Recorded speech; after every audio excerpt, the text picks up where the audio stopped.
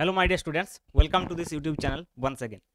আজকে আমরা গাউসের উপপাদ্যটা স্টার্ট করব এবং তোমরা জানো ইলেকট্রিক ফিল্ড যে চ্যাপ্টারটা রয়েছে তার এটা লাস্ট টপিক। এরপর আমরা ইলেকট্রিক পোটেনশিয়ালের দিকে যাব, কিন্তু এই গাউসের উপপাদ্য আমরা দুটো পার্টের মধ্যে শেষ করে ফেলবো। আজকে দেখতে পাচ্ছ তোমরা গাউসের উপপাদ্য, এটা হচ্ছে ফার্স্ট পার্ট। গাউসের উপপাদ্য পার্ট 1 আমরা আজকে পড়েছি, ঠিক আছে। আজকে বেসিক্যালি আমি গাউসের উপপাদ্যটা সম্পর্কে পড়বো এবং গাউসের উপপাদ্যটার সঙ্গে কিছু সংশ্লিষ্ট যে নিউমারিক্যালস, যেগুলো পড়লে তোমাদের গাউসের উপপাদ্য এবং ইলেকট্রিক ফ্লাক্স এই বিষয়গুলো ক্লিয়ার ধারণা হয়ে যাবে। তারপর আমরা যেটা করব সেটা হচ্ছে অ্যাপ্লিকেশন। সেকেন্ড পার্টটাতে আসবে গাউসের উপপাদ্যের অ্যাপ্লিকেশন। তো দুটো পার্টের মধ্যে আমি এই গাউসের উপপাদ্য যে পোর্শনটা রয়েছে আমাদের, এটা পুরো শেষ করব। অবশ্যই তোমরা যদি নতুন হয়ে থাকো চ্যানেলে, তাহলে অবশ্যই চ্যানেলটা সাবস্ক্রাইব করবে এবং বেল আইকনটা অবশ্যই ক্লিক করবে, যাতে করে নতুন ভিডিওগুলো তোমরা পেয়ে যাও। আর আমি আগেও বলেছি, আবারও বলছি, যদি তোমরা টেস্ট সিরিজ নিতে যাও আমার কাছে, তাহলে অবশ্যই আমাকে তোমরা কল করতে পারো, মানে হোয়াটসঅ্যাপ করতে পারো, ঠিক আছে। হোয়াটসঅ্যাপ নাম্বার আমি বলে দিয়েছিলাম আগে, আবার একবার আমি বলে দিচ্ছি। হোয়াটসঅ্যাপ নাম্বারটা আমি আজকে আবার একবার বলে দিচ্ছি তোমাদেরকে। আমার হোয়াটসঅ্যাপ নাম্বার, যেটাতে তোমরা কল মেসেজ করবে বেসিক্যালি, সেটা হচ্ছে 7551892726।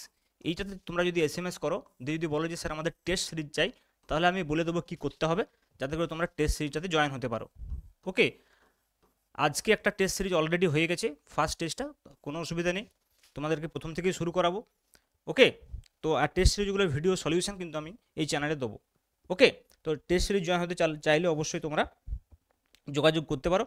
আদারওয়াইজ তোমরা যেরকম পড়ছো এখানে ইউটিউবে, তোমরা অবশ্যই চ্যানেলটা ফলো করো এবং তোমরা যদি নতুন হয়ে থাকো প্লেলিস্টে চলে যাও।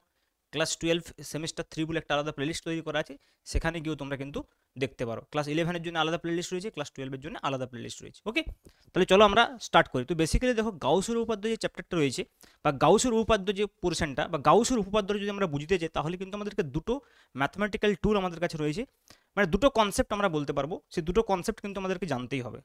একটা হচ্ছে যে এরিয়া ভেক্টর, আর একটা হচ্ছে সলিড অ্যাঙ্গেল। এই দুটো সম্পর্কে আমি প্রথমে একটু বলবো, এরিয়া ভেক্টর এবং সলিড অ্যাঙ্গেল কী।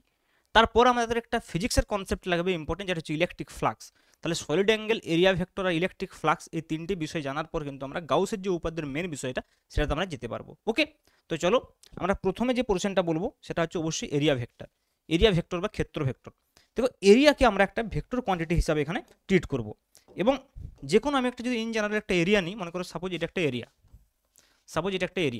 ওপেন এরিয়াও হতে পারে, ক্লোজ এরিয়াও হতে পারে। আমি প্রথমে একটা ওপেন এরিয়ার কথা বলছি। এটা হচ্ছে একটা ওপেন এরিয়া। তো দেখো, এই ওপেন এরিয়াটার যদি আমি সাপোজ মনে করি যে এরিয়াটা হচ্ছে যে এস, এরিয়াটার যে মান সেটা হচ্ছে এস, বা আমি এ বলতে পারি, এ বা এস দিয়ে এরিয়াকে প্রকাশ করা হয় সাধারণত। তাহলে এই যে তোমরা এরিয়াটা দেখছো, এই এরিয়ার একটা ডাইরেকশন নিতে হবে, এবং সেই এরিয়াটার ডাইরেকশনটা আমরা কোন দিকে নেবো, সেটা সবসময় এই তলের সঙ্গে লম্ব হবে। কিন্তু তলের সঙ্গে লম্ব দুটো হতে পারে, একটা উপরের দিকে হতে পারে, একটা নিচের দিকে হতে পারে। তাহলে আমরা কীভাবে সেটা ডিসাইড করবো না, যদি আমরা এই যে আমাদের যে এরিয়াটা রয়েছে, ওপেন এরিয়াটা রয়েছে, যে ওপেন এরিয়ার সময় আমাদেরকে কী করতে হবে, যে আমরা যদি মনে করো অ্যান্টি ক্লকওয়াইজ, এর বাউন্ডারি বরাবর যদি অ্যান্টি ক্লকওয়াইজ ঘুরতে থাকি, এর বাউন্ডারি বরাবর যদি আমরা অ্যান্টি ক্লকওয়াইজ যাই, তাহলে দেখো অ্যান্টি ক্লকওয়াইজ যদি আমরা আঙুলগুলোকে কীভাবে কার্ল করি, তাহলে বুড়ো আঙুলটা বাইরের দিকে আসছে, তাহলে এইটা হবে আমাদের এরিয়া ভেক্টরের ডাইরেকশন। সেক্ষেত্রে আমরা এই দিকটা বলবো এন ক্যাপ, যেটা হচ্ছে এরিয়া ভেক্টর ডাইরেকশন। এবং এইটা কিন্তু ওপেন সারফেসের ক্ষেত্রে। ওপেন সারফেস, ক্লোজ সারফেস মানে কি, মনে করো একটা স্ফেরিক্যাল সারফেস রয়েছে, যেটা হচ্ছে ক্লোজ সারফেস, ঠিক আছে। ক্লোজ সারফেস মানে একটা আয়তনকে যে আবদ্ধ করে রাখবে, সেটাকে আমরা ক্লোজ সারফেস বলতে পারি। ক্লোজ সারফেসের ক্ষেত্রে সবসময় অলওয়েজ কী হবে, আউটওয়ার্ডস হবে, সেটা আমি পরে আসছি। কিন্তু ওপেন সারফেসের ক্ষেত্রে খেয়াল রাখতে হবে অ্যান্টি ক্লকওয়াইজ হলে আপওয়ার্ডস, আর যদি মনে করো ক্লকওয়াইজ হয়, মানে এই দিক বরাবর যদি হয়, তাহলে কিন্তু ডাউনওয়ার্ডস হবে সেক্ষেত্রে। তাহলে দেখো, এই এরিয়া ভেক্টরটাকে যদি আমি এস ভেক্টর দিয়ে প্রকাশ করি, তাহলে এটাকে আমি লিখবো S into N cap. S হচ্ছে এর মান, এন ক্যাপ হচ্ছে এর অভিমুখ। তাহলে এইভাবে কিন্তু আমরা একটা এরিয়া ভেক্টরকে এইভাবে প্রকাশ করতে পারি ইন ওপেন সারফেস। এখন যদি একটা ক্লোজ সারফেস হয়, হতে পারে সেটা পারফেক্ট স্ফিয়ার হতে হবে, তার কোনো মানে নেই, এরকম ধরনের একটা কোনো পোর্শন হতে পারে। তাহলে এরকম যদি একটা ইরেগুলার শেপ হয়, কিন্তু একটা ক্লোজ সারফেস মনে করো, তাহলে সেক্ষেত্রে কী হবে, কোনো একটা ক্ষুদ্র অংশ আমি ধরবো, কারণ প্রত্যেকটা পয়েন্টে দেখো, এই যে এরিয়া ভেক্টর ডাইরেকশন, এই পয়েন্টে যদি এইদিকে হয় এন ক্যাপ, তাহলে এই পয়েন্টে হয়ে যাবে এইদিকে। হ্যাঁ, যে কোনো জায়গায় যদি আমি বলি যে এর এন ক্যাপ কি সবসময় বাইরের দিকে হবে। তাহলে এইখানে আমরা একটা ক্ষুদ্র সারফেস যদি মনে করো ধরি, সেই ক্ষুদ্র সারফেসটাকে যদি আমরা বলি ডিএস, তাহলে এই পোর্শনটাতে ডিএস ভেক্টর যেটা আমরা লিখবো, সেটা হচ্ছে ডিএস এর ম্যাগনিটিউড ইন্টু তার ডাইরেকশন হচ্ছে যে এন ক্যাপ। তাহলে তখন কিন্তু এরকম একটা ক্ষুদ্র সারফেসকে আমরা লিখবো DS vector equal to DS into N cap. এখানে আমাদের ক্লকওয়াইজ অ্যান্টি ক্লকওয়াইজের কোনো ব্যাপার নেই, সবসময় এটা আউটওয়ার্ডসই হবে area vector for a close surface, ঠিক আছে, মনে থাকবে। তাহলে এরিয়া ভেক্টরের এই কনসেপ্টটা কিন্তু আমরা ইউজ করব। এইবারে দেখো আমরা নেক্সট যে বিষয়টা বলবো সেটা হচ্ছে কি না সলিড অ্যাঙ্গেল। দেখো তোমরা এর আগে অ্যাঙ্গেল সম্পর্কে পড়েছো, কোন সম্পর্কে জানো তোমরা? ত্রিকোণমিতি শুরুই করেছিলে অ্যাঙ্গেল দিয়ে। যে অ্যাঙ্গেলটার কথা আমরা আসলে ত্রিকোণমিতিতে বলি সেটা আসলে বেসিক্যালি প্লেন অ্যাঙ্গেল। সেটা আসলে বেসিক্যালি প্লেন অ্যাঙ্গেল বা সমতলিক অ্যাঙ্গেল আমরা বলতে পারি, যেটাকে আমরা থিটা দিয়ে প্রকাশ করি। কিন্তু ঘনকোণকে আমরা ওমেগা দিয়ে প্রকাশ করি। আমি বলছি ঘনকোণ ক্যাপিটাল ওমেগা দিয়েও আমরা প্রকাশ করতে পারি, অথবা স্মল ওমেগা দিয়েও আমরা প্রকাশ করি। অনেক সময় এই স্মল ওমেগা দিয়েও প্রকাশ করা হয়। ওকে, তাহলে দেখো আমরা যদি প্লেন অ্যাঙ্গেল বলি, প্লেন অ্যাঙ্গেল থিটা বলি, সেটা আসলে আমাদের কী ছিল না, আমাদের একটা বেসিক ডেফিনেশন ছিল। মনে করে দেখো কোণ ইকুয়াল টু চাপ বাই ব্যাসার্ধ। মানে মনে করো সাপোজ এরকম একটা যে কোনো একটা অংশ রয়েছে, এই অংশটাকে যে সেন্টারে, মানে এটি বৃত্তের একটা অংশ আমরা বলতে পারি, এই অংশটা যদি মনে করো সেন্টারে একটা সাপোজ কোণ করে থিটা। আচ্ছা, এটাকে আমি ক্ষুদ্র অংশ ডি থিটাও বলতে পারি, ক্ষুদ্র কোণ আমি ডি থিটাও বলতে পারি, আর এই অংশটাকে আমি বলছি ডিএল। এবং এর ব্যাসার্ধ যদি আর হয়, তোমরা জানো কোণ ইজ ইকুয়াল টু চাপ বাই ব্যাসার্ধ, তাহলে সেক্ষেত্রে D theta is equal two আমাদের ডেফিনেশনেই ছিল কিন্তু ডিএল আপন আর, কোণ ইজ ইকুয়াল টু চাপ বাই ব্যাসার্ধ। এবং তোমরা জানো যে যদি আমরা পুরো এই অংশটাকে কমপ্লিট করি, তাহলে কি হবে? দেখো পুরো অংশটাকে যদি আমরা কমপ্লিট করে ফেলি, তাহলে একটা কি হয়েছে, বৃত্ত টাইপের হয়ে যাচ্ছে। দেখো বৃত্ত হয়ে যাচ্ছে। ওকে, এইটা আবার একটা সমস্যা, বৃত্ত হয়ে যাচ্ছে। ঠিক আছে, তাহলে দেখো এই পুরো অংশটা যদি আমরা বলি কত রয়েছে, দেখো এখানে যদি আমরা ইন্টিগ্রেশন করি, বা আমরা যদি মনে করি যে এখানে এইটুকু অংশ যে এখানে ডি থিটা কোণ উৎপন্ন করছিল, তাহলে পুরো অংশটা সেন্টারে দেখো পুরো এই 2 পাই অ্যাঙ্গেল তৈরি করবে। তার মানে একটা কমপ্লিট যদি আমরা বাউন্ডারি বলি, মানে একটা ক্লোজ রেখা আমরা যদি বলি, সে তার সেন্টারে কত কোণ উৎপন্ন করবে? 2 পাই। তেমনি দেখো যদি আমরা এখানে এটাকে ইন্টিগ্রেশন করি পেয়ে যাবো কিন্তু integration d theta equal to integration dl by r. তাহলে integration d theta equal to দেখো 1 বাই আর তো কনস্ট্যান্ট সার্কেলের ক্ষেত্রে, তাহলে ইন্টিগ্রেশন কত হবে? ডিএল। তাহলে কত হবে? 1 বাই আর ইন্টু 2 পাই আর। দেখো আর কেটে গেলে কত হবে? 2 পাই। এইটা হলো কিন্তু টোটাল অ্যাঙ্গেল থিটা। এখন ঘটনাটা হচ্ছে এই প্রমাণটা আমি করলাম দেখো একটা সার্কেল ধরে, কিন্তু এটা নেসেসারি নয় যে সার্কেল হতে হবে, কারণ ডায়াগ্রামটা থেকে বুঝতে পারছো যদি আমার এটা সার্কেল না হয়, যে কোনো এরকম ধরনের বাউন্ডারি হয় যেটা হচ্ছে যে তোমার 2 ডাইমেনশনাল প্লেনে রয়েছে, স্ফিয়ার টাইপের নয় কিন্তু 2 ডাইমেনশনাল প্লেন অ্যাঙ্গেল আমরা বলছি। তাহলে দেখো 2 ডাইমেনশনাল প্লেনে যদি এরকম একটা আবদ্ধ রেখা থাকে, তাহলে সে তার সেন্টারে, বুঝতে পারছো, যদি এখানে একটা ক্ষুদ্র অংশ আমরা যদি নিই, এখানে যদি আমরা একটা ক্ষুদ্র অংশ নিই ডিএল, এই অ্যাঙ্গেলটা যদি হয় ডি থিটা, এর যদি হয় আর, তাহলে dl is equal to d theta by r হবে। D theta is equal to কোন সমান চাপ বাই ব্যাসার্ধ, ডিএল বাই আর হবে। তুমি বলবো স্যার এইখানে যদি আমি ইন্টিগ্রেশন করি, তাহলেও 2 পাই পাবো? অবশ্যই 2 পাই পাবে। ইন্টিগ্রেশনটা একটু অন্যরকমভাবে হবে, একটু কমপ্লিকেটেড হবে, আমাদের জানা ইন্টিগ্রেশনটা করার প্রয়োজন নেই, কিন্তু একটা বেসিক লজিক দিয়ে তুমি বুঝতে পারছো যে এইখানে যে টোটাল অ্যাঙ্গেলটা হবে সেটা 2 পাই হবে, কারণ এইটুকু অংশ ডিএল করে যখন পুরো অংশটাকে আমি কভার করব, তখন কিন্তু এইখানে যে টোটাল অ্যাঙ্গেলটা গঠন করবে সেটা কিন্তু 2 পাই হবে। ইন্টিগ্রেশনের প্রসেসটা আলাদা হতে পারে, কিন্তু রেজাল্ট 2 পাই আসবে। এইখানে যেমন ইন্টিগ্রেশনটা ভেরি ইজিলি হচ্ছিল, তার কারণ হচ্ছে কি না, এটা একটা সার্কেল ধরে নিয়েছি, তাহলে সার্কেলের ক্ষেত্রে ইন্টিগ্রেশন ডিএল মানে টোটাল এল, যেটা এর পরিধি 2 পাই আরকে প্রকাশ করে। তাহলে নিশ্চয়ই বোঝা গেল প্লেন অ্যাঙ্গেল আসলে কি। যদি প্লেন অ্যাঙ্গেল আসলে কি বুঝতে পেরেছো, তাহলে সলিড অ্যাঙ্গেলও বুঝতে পারবে। যেটা 2 ডাইমেনশনে ছিল, এটা 3 ডাইমেনশনে সলিড অ্যাঙ্গেল হবে। দেখো তাহলে 3 ডাইমেনশনের ক্ষেত্রে কি হবে? দেখো এই অ্যাঙ্গেলটাকে যদি আমরা 3 ডাইমেনশনে বলি, তাহলে 3 ডাইমেনশনের ক্ষেত্রে কি একটা সারফেসের একটা অংশ হবে। যেমন ধরো একটা ফুটবলের শেপকে ভাবতে পারো, একটা ফুটবল হচ্ছে কমপ্লিট স্ফিয়ার, তার সেন্টারে যে টোটাল অ্যাঙ্গেলটা হয় সেটা হচ্ছে ঘনকোণ, এবং সেই টোটাল ঘনকোণটা 4 পাই হয়। এখানে যেমন কি হচ্ছে, একটা যদি বদ্ধ রেখা বলি, সার্কেল বলি, সে তার কেন্দ্রে যেমন 2 পাই কোণ উৎপন্ন করছে টোটাল, ওটা তুমি কেন্দ্রে 4 পাই কোণ উৎপন্ন করবে।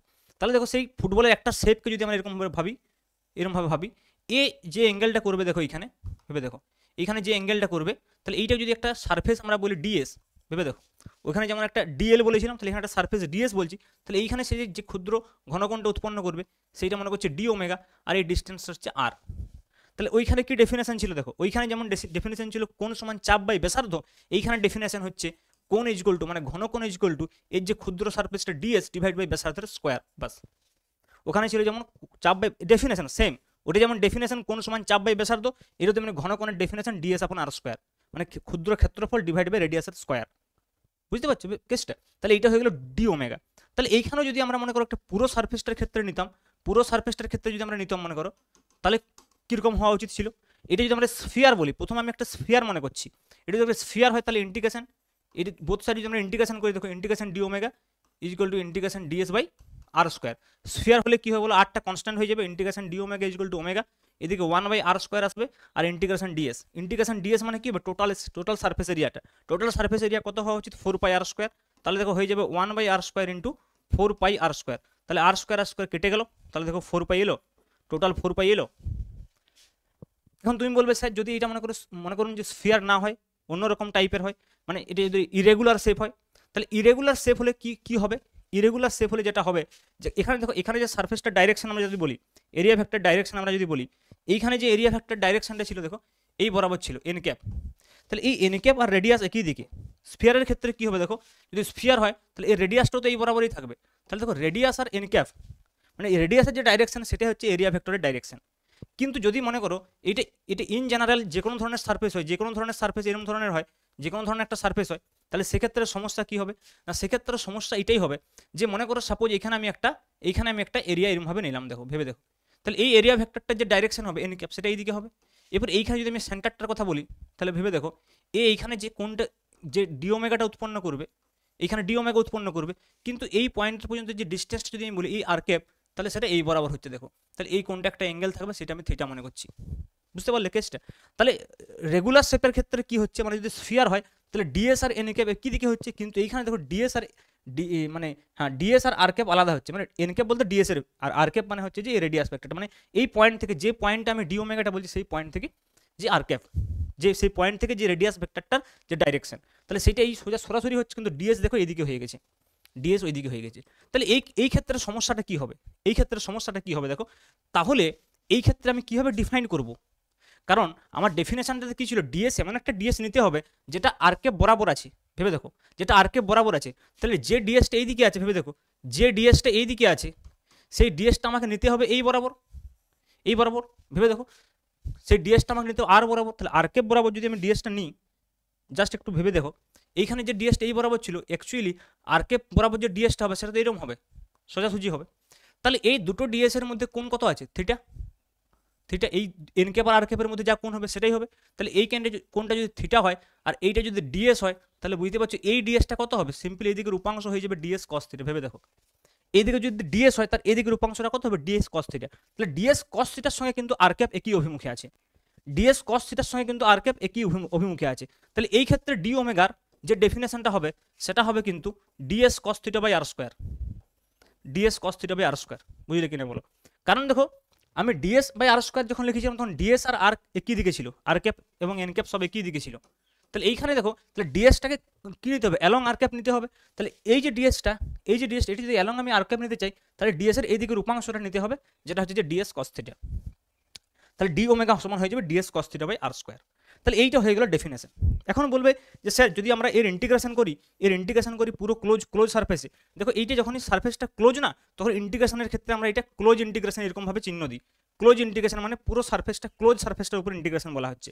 তাহলে এইখানে যদি আমরা ক্লোজ ইন্টিগ্রেশন করি তাহলে তোমরা বলবে যে স্যার তাহলে এইখানে কি হবে আনসারটা, দেখো এইখানেও আনসারটা 4π আসবে, কিন্তু এই ইন্টিগ্রেশনটা আমরা করবো না, তার কারণ ইন্টিগ্রেশনটা কমপ্লিকেটেড। এটা তোমাদের 11-12 লেভেলের নয়, বিএসসি লেভেলের ইন্টিগ্রেশন।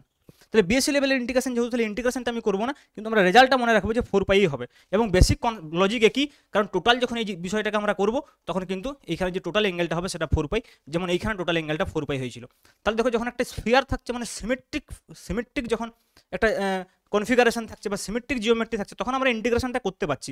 কেন করতে পারছি না, এখানে ইন্টিগ্রেশনটা খুব সহজ হয়ে যাচ্ছে। ইন্টিগ্রেশন ডিএস মানে বুঝতে পারছি আমরা এস, সেটা 4π আর স্কোয়ার, কিন্তু এখানে আমরা সেটা বুঝতে পারছি না, কারণ ডিএস কস থিটা চলে এসেছে। তাহলে ইন্টিগ্রেশনটা পোলার কোঅর্ডিনেটে করতে হবে, পোলার কোঅর্ডিনেটে ইন্টিগ্রেশন তোমরা শেখোনি, এটা ডবল ইন্টিগ্রেশন হয়ে যাবে, ঠিক আছে? তো তাহলে তোমরা এখন শেখোনি, সেটা আমাদের 11-12 সিলেবাসে নেই, তাই আমরা এটা ডাইরেক্ট 4π লিখে দিলাম। বিএসসিতে যদি তোমরা কখনো পড়াশোনা করো বা ইঞ্জিনিয়ারিং করো তখন পাবে এই প্রমাণটা যে সলিড অ্যাঙ্গেলের টোটাল অ্যাঙ্গেলটা 4π কী করে আসছে। আচ্ছা এবারে দেখো এইটার ক্ষেত্রে সিমিলারলি আমি বললাম, দেখো এইখানে ওইরকম একটা যদি আমরা উপাংশ নিয়ে করতাম তাহলে কিন্তু এখানেও ডিফারেন্ট একটা এক্সপ্রেশন আসতো, যেটা আমি এইখানে যেটা লিখে দিয়েছি যে এইটা অ্যাকচুয়ালি ডিএল হলে এটাকে আমরা ডিএল ড্যাশ বলতে পারতাম, তাহলে সেই ডিএল ড্যাশটা কিন্তু আলাদা হবে। ওই জন্য আমি বললাম এখানেও আমরা ওই জন্য ক্যালকুলেশনটা করলাম না, ডাইরেক্ট 2π লিখলাম, কিন্তু ক্যালকুলেশনটা কখন করছি, যখন সিমেট্রি রয়েছে। এখানেও তাই দেখো যখন সিমেট্রি রয়েছে তখন আমরা ক্যালকুলেশনটা করলাম, যখন অ্যাসিমেট্রি হচ্ছে মানে ডিএস এবং আর ক্যাপটা একই দিকে না হচ্ছে তখন ডেফিনেশনটা লিখলাম, কিন্তু ইন্টিগ্রেশনের রেজাল্ট আমি ডাইরেক্ট বললাম যে এটা 4π পাবে। এবং বেসিক লজিক কি না, টোটাল অ্যাঙ্গেলটা এখানে 4πই হবে সবসময়। লজিক্যালি বোঝা যাচ্ছে আনসারটা 4π হবে, কিন্তু ম্যাথামেটিক্যালি কী করে স্টেপ বাই ওয়াইজ আসবে সেইটা আমরা এখানে স্কিপ করলাম, কারণ সেটা আমাদের সিলেবাসে নেই। তাহলে আলটিমেটলি যেটা মোরাল অফ দ্য স্টোরি সেটা কি না, ডি ওমেগা যেটা জেনারেল এক্সপ্রেশন সেটা হচ্ছে DS cos theta by R square. এইটা হচ্ছে কি, এটা হচ্ছে একটা স্পেশাল কেস। তাহলে তোমরা যেটা মনে রাখবে এখানে গাউসের উপপাদ্য যেটা আমাদের কাজে লাগবে সেটা অবশ্যই DS equal to D omega equal to DS cos theta by R square. এটা কিন্তু আমরা ইউজ করবো definition, D omega equal to DS cos theta upon R square.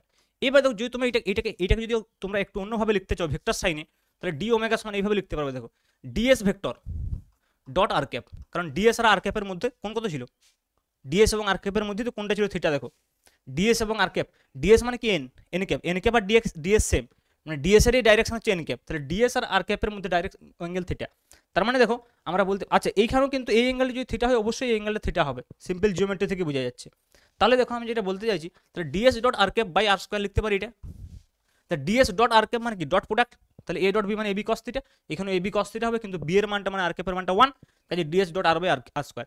যদি আমরা এটাকে আমরা ভেক্টর দিয়ে লিখতে চাই, তোমরা জানো আর ক্যাপ ইকুয়াল টু কত হয় r vector divide by r, তাহলে এখানে যদি r vector divide by r লিখি তাহলে DS dot r divide by r স্কোয়ারের সঙ্গে নিচের আরটা গুণ করে আর কিউ হয়ে যাবে। তাহলে অনেক সময় দেখবে ডি ওমেগাকে এইভাবেও লেখা থাকে DS dot R by R cube, অথবা এইভাবেও লিখতে পারো তোমরা স্কেলার ফর্মে DS cos theta by R square. তাহলে দিস ইজ ডি ওমেগা, এবং সবসময় মনে রাখবে যে ক্লোজ ইন্টিগ্রেশন ডি ওমেগা হবে 4 pi independent of the nature of the surface, সেটা রেগুলার সারফেস হোক ইরেগুলার সারফেস হোক যে কোনো ধরনের কার্ভ সারফেস হোক সিমেট্রিক সারফেস হোক, আলটিমেট রেজাল্ট কিন্তু 4 পাই আসবে, আমাদের এটাই কাজে লাগবে। ওকে, আশা করি তোমরা সলিড অ্যাঙ্গেল সম্পর্কে এখানে ব্যাপারটা পরিষ্কার হয়ে গেছে, ক্লিয়ার। তাহলে আমাদের দুটো যে ম্যাথমেটিক্যাল টার্ম প্রয়োজন ছিল, একটা হচ্ছে এরিয়া ভেক্টর, একটা হচ্ছে সলিড অ্যাঙ্গেল, সে দুটোই তোমরা বুঝতে পারলে।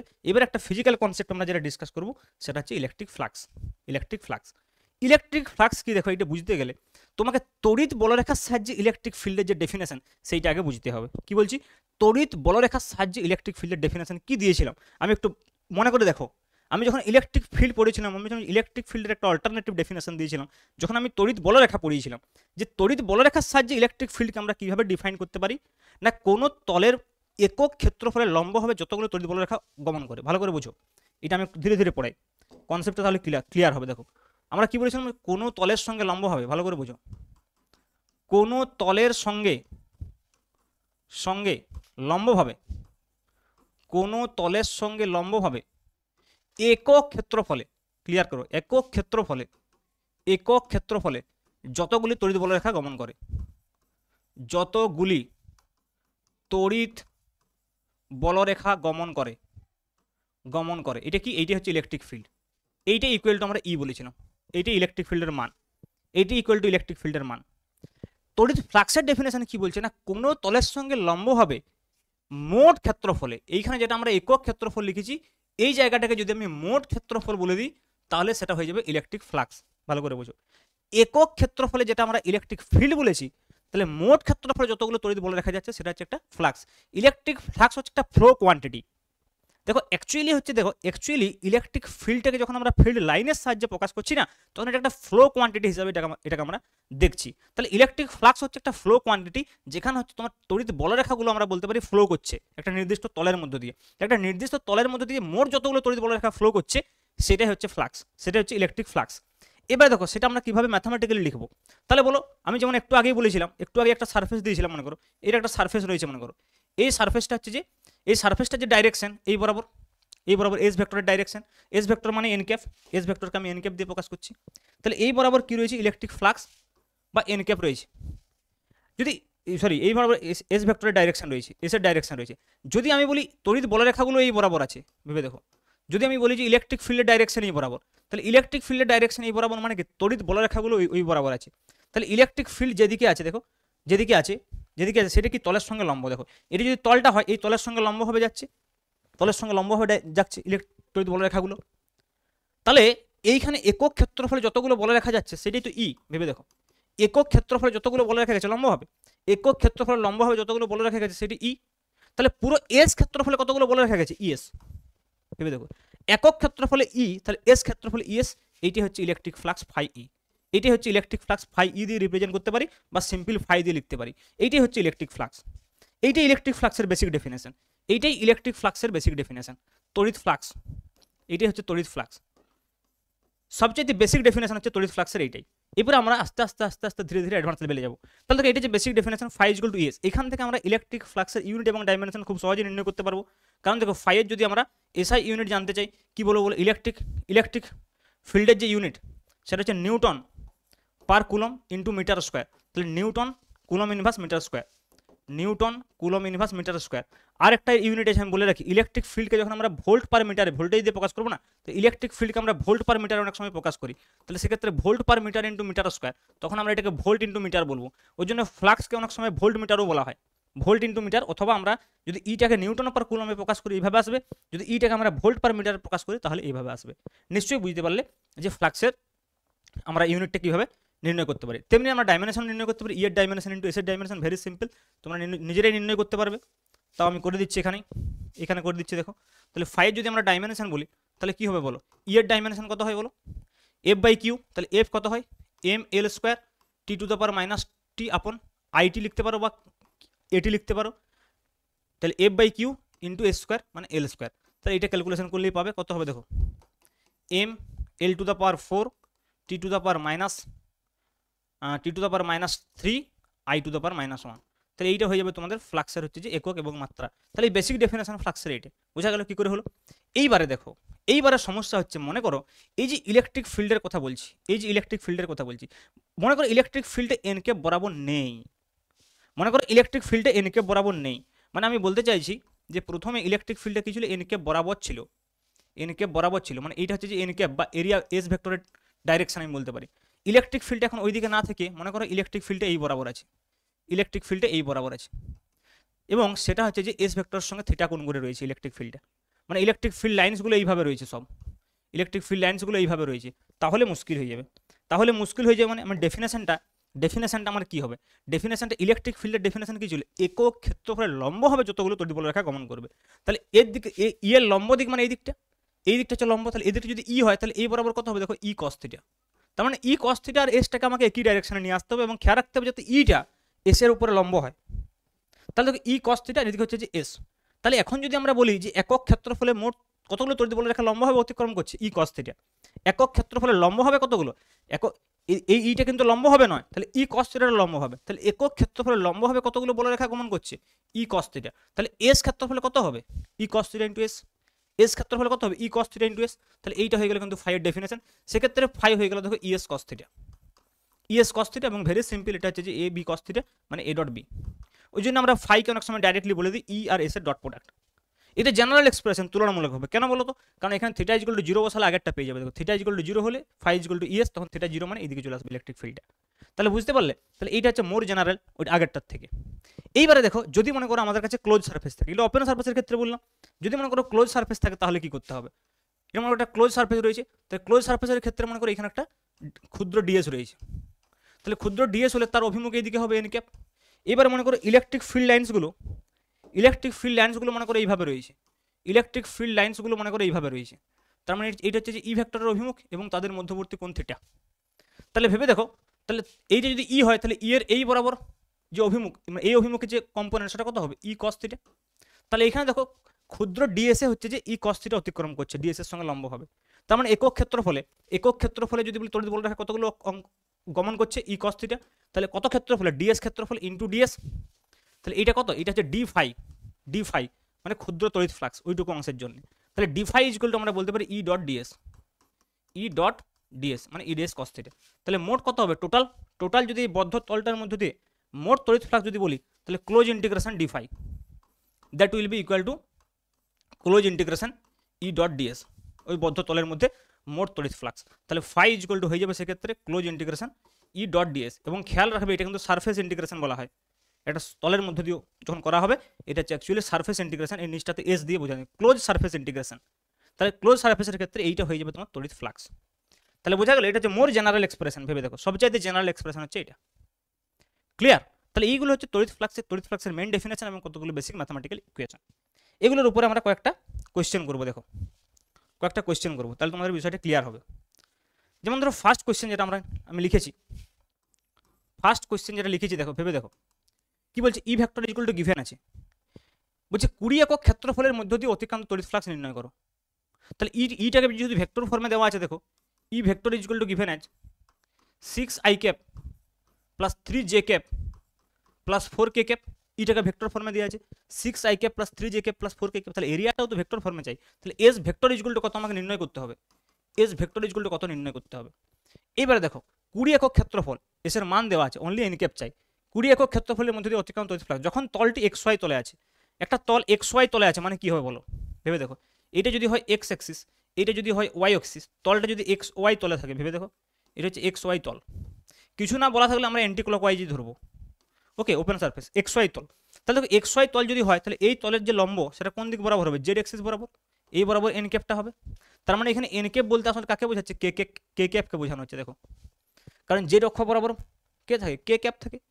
তার মানে এক্স ওয়াই তল যেহেতু, তাহলে তার ভেক্টরটার অভিমুখ কে ক্যাপ। তার মানে এখানে এস ভেক্টর ইকুয়াল টু কত হওয়া উচিত, এস ভেক্টর হওয়া উচিত মান ইন্টু ডাইরেকশন, মান কত 20, ডাইরেকশন হচ্ছে I cap, sorry K cap. তার মানে 20 কে ক্যাপ, 20 কে ক্যাপ হয়ে গেল।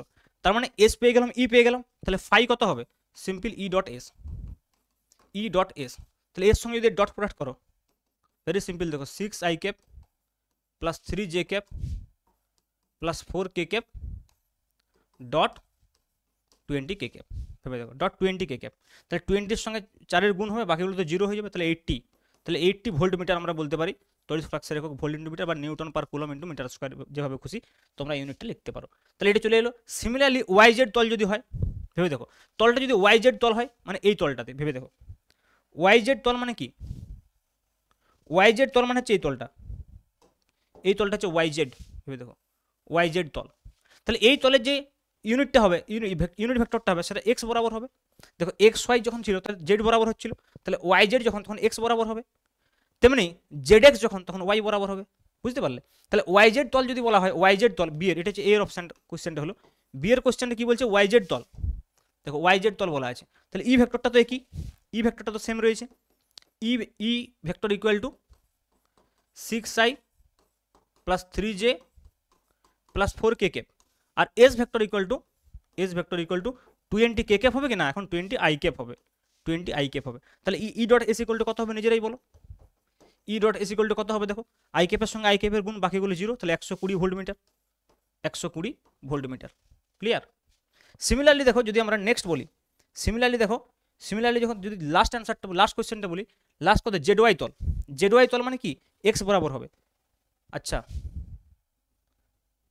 আচ্ছা, ওয়াই জেড এবং জেড ওয়াই দুবার লিখে দিচ্ছি সেম, এটা জেড এক্স হবে, জেড এক্স হবে। তাহলে জেড এক্স তল যদি হয় তাহলে ওয়াই বরাবর হবে, তাহলে জেড এক্স তল যদি ওয়াই বরাবর হয়, জেড এক্স তল মানে ওয়াই বরাবর হবে, তাহলে সেক্ষেত্রে এস ভেক্টর কত হবে বলো, সেক্ষেত্রে যে এস ভেক্টরটা হবে, ভেবে দেখো সি এর ক্ষেত্রে যে এক্স ভেক্টরটা হবে সেটা 20 জে ক্যাপ হবে। তাহলে 20 জে ক্যাপ যদি হয়, তাহলে ই ডট এস কত হবে বলো, ই ডট এস কত হবে, জে ক্যাপ মানে 3 এর সঙ্গে গুণ হবে, তাহলে 60 হয়ে যাবে, 60 ভোল্ট মিটার। তাহলে বুঝতে পারলে, এইভাবে কিন্তু তোমাকে এরিয়া ভেক্টরটা নির্ণয় করতে হবে যদি এরিয়াটা ভেক্টর ফর্মে না দেওয়া থাকে। ওকে, এটা কিন্তু খুব পপুলার প্রবলেম, তোমরা কিন্তু বিভিন্ন জায়গায় প্রবলেমটা পাবে। চলো নেক্সট কোয়েশ্চেন কি বলছে দেখো, নেক্সট কোয়েশ্চেন কি বলছে দেখো, বলছে 10 সেন্টিমিটার এবং 15 সেন্টিমিটার বাহু বিশিষ্ট একটা আয়তকার পাত, তার মানে এর এরিয়া দেওয়া আছে, এরিয়া হচ্ছে 10 ইন্টু 15 আয়তকার পাতটার, মানে কত 150 সেন্টিমিটার স্কোয়ার, এটাকে মিটারে নিয়ে চলে যাও, তাহলে কত হবে 150 ইন্টু 10⁻⁴ মিটার স্কোয়ার। ওকে, সুষম তড়িৎ ক্ষেত্র কত, 25 ভোল্ট পার মিটার। দেখো একটু ভোল্ট পার মিটার দিয়ে দিয়েছে, ই ইকুয়াল হচ্ছে 25 ভোল্ট পার মিটার। সুষম তড়িৎ ক্ষেত্রে এমনভাবে রাখা আছে যে তলের লম্ব তড়িৎ ক্ষেত্রের সঙ্গে, দেখো তলের লম্ব তড়িৎ ক্ষেত্রের সঙ্গে 60 ডিগ্রি কোণে আছে, মানে theta equal to 60 degree, theta equal to 60 degree. তাহলে আয়তকার তলটির মধ্যে দিয়ে অতিক্রান্ত তড়িৎ flux, very simple, ES cos theta. তাহলে ফাই ইকুয়াল টু কত হবে বলো, ES cos theta, ES cos theta মান বসিয়ে দাও। ই এর মান দেওয়া আছে 25 ইন্টু 150 ইন্টু 10⁻⁴ কস 60 মানে হচ্ছে যে হাফ, তাহলে এটা হয়ে যাবে 75। তাহলে 25 ইন্টু 75 গুণ করে নাও ইন্টু 10⁻⁴ ইন্টু 10⁻⁴, 75 ইন্টু 10⁻⁴, বাস এটা হয়ে যাবে তোমার volt into metre, volt metre. Clear, clear. Next চলো, নেক্সট দেখো, নেক্সট কি বলছে, গাউস থিওরাম। এবার আমরা গাউস থিওরামের যে মেন স্টেটমেন্টটা সেটা পড়বো এবং গাউস থিওরামটাকে আমরা প্রুভ করার চেষ্টা করি। গাউস থিওরামের যেটা মেন স্টেটমেন্ট ছিল সেই স্টেটমেন্টটা কি দেখো, এখনই আমরা বললাম না যে একটা যদি বদ্ধ তল থাকে মনে করো, একটা বদ্ধ তল যদি থাকে মনে করো, এবং এই বদ্ধ তলের মধ্যে অনেক আধান আছে মনে করো Q1 Q2 Q3 minus Q4, ওইরকম অনেক আধান আছে, ঠিক আছে। তাহলে বলছে এই বদ্ধ তলটার মধ্যে দিয়ে যে মোট তড়িৎ ফ্লাক্স কত ছিল বলো, close integration E dot DS আমরা একটু আগে করলাম। বদ্ধ তলের মধ্যে যে মোট তড়িৎ ফ্লাক্স রয়েছে সেটা ইকুয়াল টু কী হবে, এই তলটার ভেতরে যত আধান আছে তাদের সামেশন, মানে Q1 plus Q2 plus Q3 minus Q 4 divided by epsilon 0। তাই যত আধান থাকবে সব আধানগুলো যোগফল ডিভাইডেড বাই এপসাইলন 0। ওই জন্য এইটাকে অনেক সময় সামেশন কিউ ইনসাইড এরকমভাবে লেখা হয়, ডিভাইডেড বাই এপসিলন নট। তাহলে এইটা হচ্ছে গাউসের উপপাদ্যের মেন স্টেটমেন্ট। এইটাকে অনেকে সিম্পলিফাই করে কি লিখে, এই যে সামেশন কিউ ইনসাইডটাকে সিম্পল কিউ লিখে দেয়। এইভাবেও কিন্তু তোমরা লিখতে পারো, কিন্তু এইভাবে লিখলে অঙ্কে ভুল হওয়ার অনেক সময় সম্ভাবনা থাকে। তাই কারণ আমরা অনেক সময় ভুলে যাই যে এই সামেশন, এই কিউটা আসলে সামেশন কিউ, এটা একটা কিউ নয়, এটা সামেশন কিউ। এর একটা ভেরি সিম্পল অ্যাপ্লিকেশন দেখবে, একটা ভেরি সিম্পল অ্যাপ্লিকেশন দেখাচ্ছি তোমাকে। দেখো এই কোশ্চেনটার একটা ভেরি সিম্পল অ্যাপ্লিকেশন, একদম সিম্পল। কি বলবে যে একটা মনে করো বদ্ধ তলের মধ্যে, বলবে একটা বদ্ধ তলের মধ্যে একটা ইলেকট্রিক ডাইপোল আছে, একটা বদ্ধ তলের মধ্যে ইলেকট্রিক ডাইপোল আছে, মোট তড়িৎ ফ্লাক্স কত? তো এটা তো মোট তড়িৎ ফ্লাক্স, তাহলে মোট তড়িৎ ফ্লাক্স ফাই ইকুয়াল টু কত? Q by epsilon 0। তাহলে বদ্ধ তলের ক্ষেত্রে ইলেকট্রিক ডাইপোল মানে কি, একটা মাইনাস কিউ একটা প্লাস কিউ রয়েছে, মাইনাস কিউ প্লাস কিউ। তাহলে দেখো এই কিউটাকে মনে রাখতে হবে, এটা কিন্তু সামেশন কিউ। তাহলে সামেশন কিউ মানে কত? Q minus Q. দেখো দুটো কিউ যখন আছে কিউ মাইনাস কিউ বাই 0, তার মানে কিন্তু বদ্ধ তলের মধ্যে তড়িৎ ফ্লাক্স 0 হয়ে যাবে। কখন? যদি ইলেকট্রিক ডাইপোল থাকে, মানে ইকুইভ্যালেন্ট অপোজিট চার্জ যদি থাকে। কিন্তু যদি তুমি ভুলে যাও যে এটা কিউ, সামেশন কিউ ছিল, তখন কিন্তু এটা মুশকিলে পড়বে।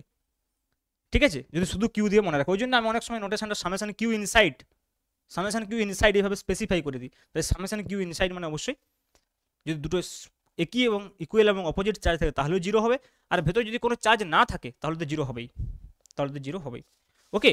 এবার দেখো এই গাউসের উপপাদ্যটা আমরা প্রমাণ কিভাবে করব, এইখানে সলিড অ্যাঙ্গেলের কনসেপ্টটা লাগবে। দেখো কীভাবে আমরা প্রমাণ করতে পারি। তাহলে আমরা যে কোনো একটা বদ্ধ তল আমরা এরকমভাবে নিয়ে নিলাম মনে করো, এবং এই বদ্ধ তলে একটা ক্ষুদ্র সারফেস আমরা ধরেছি ডিএস সারফেস। এই যে ডিএস সারফেসটা ধরেছি সে কিন্তু এইখানে ডি ওমেগা সলিড অ্যাঙ্গেল তৈরি করবে, এবং এই ডিস্টেন্সটা হচ্ছে আমরা জানি যে আর ক্যাপ, আর এই এই এসের ডাইরেকশন এই দিকটা হচ্ছে এন ক্যাপ, এই দিকটা হচ্ছে যে আর ক্যাপ, এই অ্যাঙ্গেলটা হচ্ছে থিটা, ওকে। আর টোটাল চার্জ, তার চার্জ সেন্টার হচ্ছে যে এটা কিউ, মানে এই সামেশন কিউ এখানে রয়েছে, সামেশন কিউ। তাহলে এই যে টোটাল চার্জ এখানে রয়েছে, তাহলে এই চার্জটার জন্য এখানে ইলেকট্রিক ফিল্ড কত হবে? এই পয়েন্টে সারফেসে ইলেকট্রিক ফিল্ড কত হবে বলো?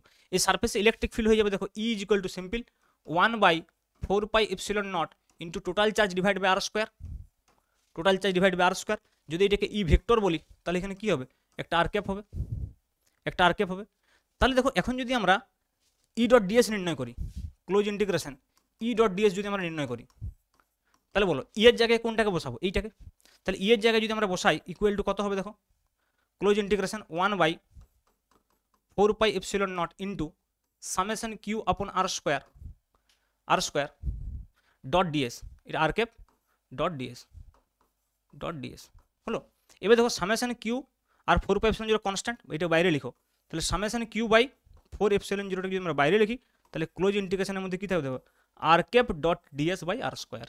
এইটাই তো আমি বলছিলাম যে ডি ওমেগা, এটাই তো ds cos theta by R square, এটাই তো ds cos theta by R square. তাহলে আমরা বলতে পারি যে summation Q by 4 pi epsilon 0 এইটা হচ্ছে ক্লোজ ইন্টিগ্রেশন ডি ওমেগা, আর ক্লোজ ইন্টিগ্রেশন ডি ওমেগা মানে তো 4 পাই। তাহলে কত হলো? দেখো summation Q by 4 pi epsilon 0 into close integration D omega মানে হচ্ছে যে 4 পাই। তাহলে দেখো 4 পাই কেটে গেল, তাহলে কত বেরোচ্ছে? সামেশন কিউ বাই এপসিলন 0, এটাই তো হওয়ার কথা। তাহলে close integration DS equal two এটা বেরোলো। তার মানে আমি ফাইনালি বলতে পারছি, দেখো প্রমাণ হয়ে গেল গাউসের উপপাদ্যটা, যে close integration E dot DS equal to summation Q by epsilon 0। এটাই তো বলছি যে বদ্ধ তলের মধ্যে যে অতিক্রান্ত মোট তড়িৎ ফ্লাক্স সেটা মোট আধান summation q divide by epsilon naught. Okay, চলো এটার আমরা কয়েকটা অ্যাপ্লিকেশনের দিকে যাই।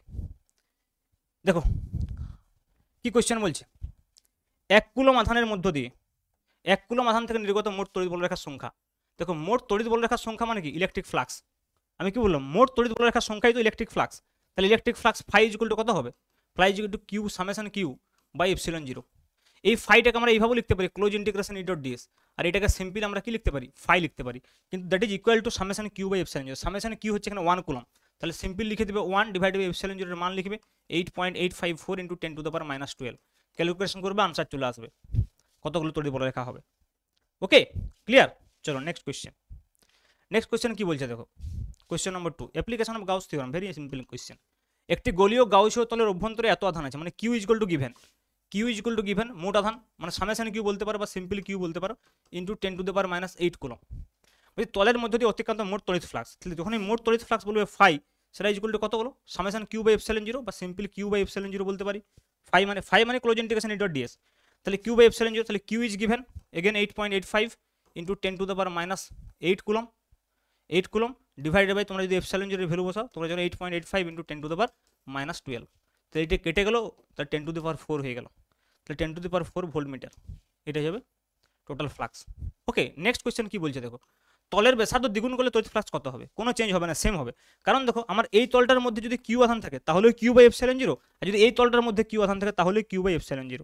তার মানে তলের ব্যাসার্ধের উপরে বা ক্ষেত্রফলের উপরে এটা ডিপেন্ড করছে না, ভেতরে কতগুলো আধান আছে তার উপর ডিপেন্ড। তাহলে ব্যাসার্ধ দ্বিগুণ করলেও তড়িৎ ফ্লাক্সের কোনো চেঞ্জ হবে না, কোনো চেঞ্জ হবে না। নেক্সট কোয়েশ্চেন দেখো, এটা খুব ইম্পর্টেন্ট। নেক্সট কোয়েশ্চেন কি বলছে না, একটি ঘনকের কেন্দ্রে কিউ আধান রাখা হলে প্রতিটি তলের মধ্য দিয়ে অতিক্রান্ত তড়িৎ ফ্লাক্স।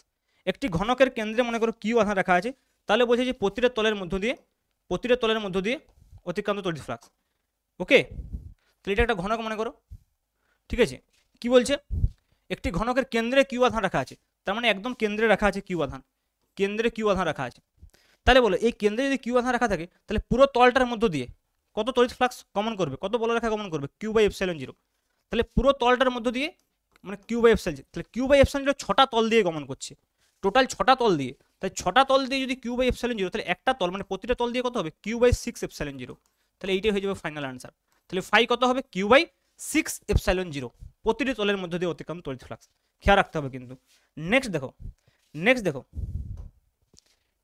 সেম ডায়াগ্রামটাকে যদি আমরা মনে করো কপি করে আমি নেক্সট পেজে নিয়ে যাই, ছোড়ো নেক্সট পেজ এখানে নিয়ে যাচ্ছি। নেক্সট কোয়েশ্চেনটাকে দেখি কি আছে।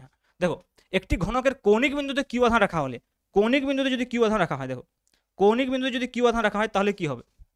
কৌণিক বিন্দুতে যদি কিউ আধান রাখা হয়, কৌণিক বিন্দু মানে এইখানে মনে করো কিউ আধান রয়েছে, এই একটা কোনো একটা কর্নারে রয়েছে, তাহলে এইখানে কিউ আধান রয়েছে, তাহলে কি হবে বলছে? কৌণিক বিন্দুতে কিউ আধান রাখা হলে তার মধ্য দিয়ে অতিক্রান্ত তড়িৎ ফ্লাক্স।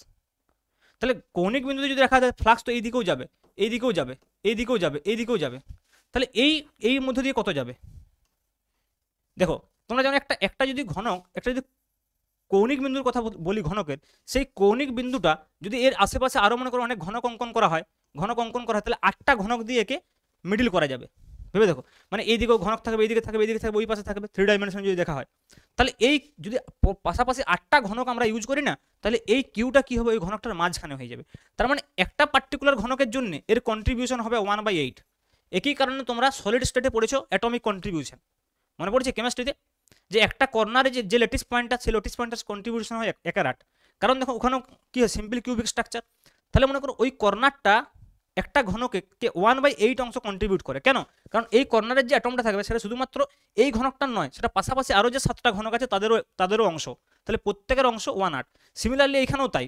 তাহলে এই কিউটা যে ফ্লাক্সটা নির্গত করবে সেটা আশেপাশে যে আরও 7টা ঘনক আছে তা দিয়েও যাবে, তাহলে একটা ঘনক দিয়ে আলটিমেটলি কত যাবে? 1/8 ইন্টু Q/ε0। তাহলে এখানে ফাই কত হবে? দেখো 1/8 ইন্টু Q/ε0। বুঝতে পারলে বিষয়টা? এবার দেখো নেক্সট কোয়েশ্চেনটা কি বলছে, দেখো নেক্সট কোয়েশ্চেনটা কি বলছে, যে একটি ঘনকের কৌণিক বিন্দুতে কিউ আধান রাখা হলে তার বিপরীত পার্শ্বে অবস্থিত যে কোনো একটি তলের মধ্য দিয়ে অতিক্রান্ত তড়িৎ ফ্লাক্স কত হবে? তাই তলের মধ্য দিয়ে কত হবে? এটা তো আমরা কর্নারের মধ্য দিয়ে বললাম, ভেবে দেখো, এটা তো আমরা কর্নারের মধ্য দিয়ে বলেছি। দেখো এইটা আর ইন্টারেস্টিং বিষয়। মনে করো এই কর্নারে একটা ঘনক রয়েছে, এই আধান রয়েছে, তাহলে এই কর্নার থেকে এই ঘনকটার উপরে, বাকিগুলো ছাড়ো, এই ঘনকটার উপরে যে ইলেকট্রিক ফ্লাক্স যাবে এইভাবে যাবে, এইভাবে যাবে, এইভাবে যাবে, তড়িৎ বলরেখাগুলো। তাহলে দেখো ভেবে দেখো, এই ঘনকটা যে 3টে তলের সঙ্গে সংযুক্ত, এইদিকে তলটা, নিচের তলটা, ভেবে দেখো এই ঘনকটা, এই মানে এই কর্নারটার সঙ্গে 3টে তল আছে, একটা ধরো নিচে আছে, একটা এই সাইডে আছে, ভেবে দেখো, আর একটা কোন সাইডে আছে? ওই ভেতরের সাইডে আছে। 3টে তলের কথা ভাবো, একটা তল হচ্ছে তোমার এই তলটা, একটা তল হচ্ছে এই তলটা, তাই তো 2টো তল হয়ে গেল। আর একটা তল কোনটা বলো? এই ঘনকের সঙ্গে 3টে তল আছে, দেখো। আর এই অপোজিটের তল কোনটা?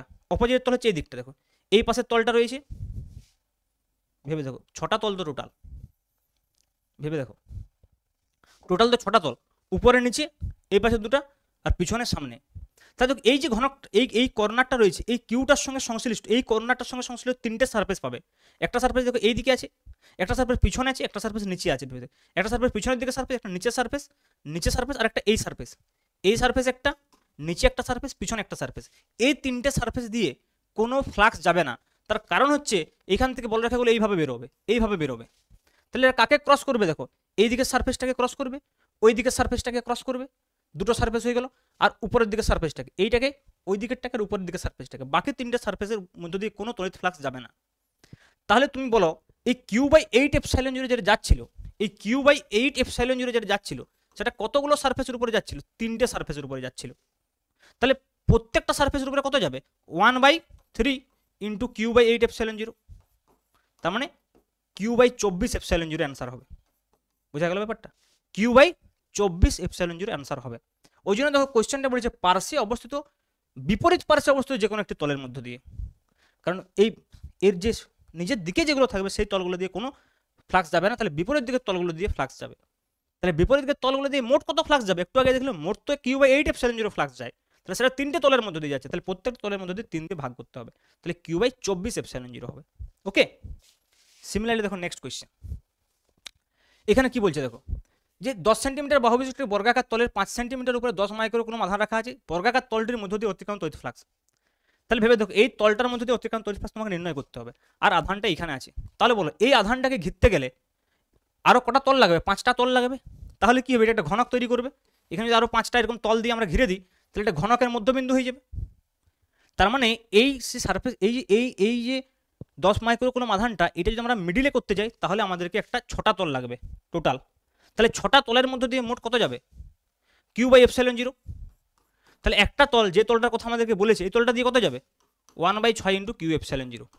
তার মানে যে কোয়েশ্চেনটা আগে ছিল যে ঘনকের প্রতিটা তলের মধ্য দিয়ে কত হবে যখন মিড পয়েন্টে থাকবে আধানটা, আর এই অঙ্কটার মধ্যে কোনো ডিফারেন্স নেই, শুধু তোমাকে একটু দিমাগ লাগাতে হবে যে একটা তল দেওয়া আছে তাহলে এটাকে ঘিরতে গেলে আরও 5টা তল লাগবে। যেমন যেমন ঘনকের কর্নারে যখন দেওয়া আছে তখন আমরা কি বললাম যে আরও 7টা ঘনক লাগবে তবে যে এটা মাঝখানে হবে, তেমনি আরও যদি 5টা তল দিয়ে মাঝখানে হবে, তাহলে মোট 6টা তলের মাঝখানে এ রয়েছে, তাই 6টা তল দিয়ে Q/এপসাইলন জিরো, তাহলে একটা তল দিলে 1/6 ইন্টু Q/এপসাইলন জিরো।